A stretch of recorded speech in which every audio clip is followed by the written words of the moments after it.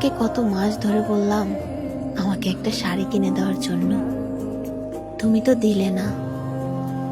আমি কোথাও যেতে পারি না, আমার একটা শাড়ি নেই। আচ্ছা, কিছুদিন পরে নিয়ে দিব। তুমি তো অনেক আগে থেকেই বলো যে কিছুদিন পরে নিয়ে দিব, কিছুদিন পরে নিয়ে দিব। কই, পরে তো আর নিয়ে দাও না। আচ্ছা, তোমার সমস্যা কি? তুমি এত অধৈর্য হয়ে যাও কেন? বললাম না তোমাকে কিছুদিন পরে নিয়ে দিব। তোমার কি ধৈর্য বলতে কিছু নেই? স্বামী যান, আমাকে ধৈর্য শিখাতে এসো না। যে নারী শ্বশুর বাড়িতে পাথরের মতো চুপচাপ বসে নিজের বদনাম সহ্য করে নেয়, আবার হাসি মুখে সবার সাথে কথা বলে, তাকে অন্তত পক্ষে ধৈর্য শিখাতে এসো না। তোমাকে ভালোবাসি বিদায় সবকিছু সহ্য করে নিচ্ছি।